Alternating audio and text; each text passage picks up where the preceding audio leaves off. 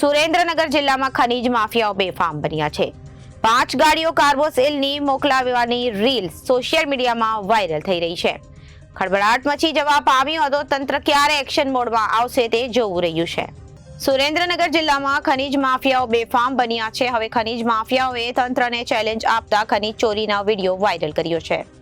જાણકારી મુજબ થાર અને મૂડી પંથકમાં ગેરકાયદેસર કાર્બોસેલનો કાળો કારોબાર કરનારા ખનીજ માફિયાઓ તંત્રને ફરી ચેલેન્જ આપી રહ્યા છે.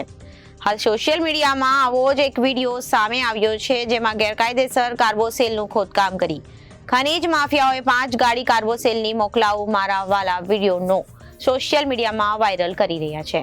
ખનીજ માફિયાઓ પર લગામ લગાવવું તંત્ર માટે પડકારજનક સાબિત થઈ ગયું છે. સુરેન્દ્રનગર જિલ્લાના હાઈવે પર વહેલી સવારે તંત્રની આંખ સામેથી ગેરકાયદેસર કાર્બોસેલની ગેરકાયદેસર ખનીજ ભરેલા ડમ્પરો પસાર થઈ રહ્યા છે. ત્યારે બેફામ બનેલા ખનીજ માફિયા ઉપર લગામ લગાવવાની કામગીરી તંત્ર માટે પડકારજનક બન્યું છે. ઉલ્લેખનીય છે કે સુરેન્દ્રનગરમાં મોટા પ્રમાણમાં ખનીજ ચોરી થઈ રહી છે.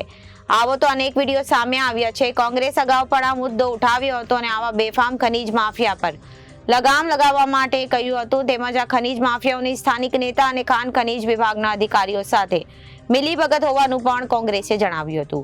શક્તિસિંહ ગોહિલે આ મુદ્દે સંસદમાં પણ ઉઠાવ્યો હતો મુદ્દો અને આ ભાજપ સરકાર પર તંત્ર પર આકરા પ્રહારો કર્યા હતા. તેમજ બેફામ ખનીજ ચોરીને કારણે નિર્દોષ લોકોને ભોગ લેવાઈ રહ્યો છે અને તે શક્તિસિંહ આ મામલે કાર્યવાહી કરવા જણાવ્યું હતું. ત્યારે તંત્રએ ખુલ્લો પડકાર ફેંકતા ખનીજ માફિયાઓ સામે ક્યારે કાર્યવાહી કરવામાં આવે છે તે જોવું રહ્યું છે.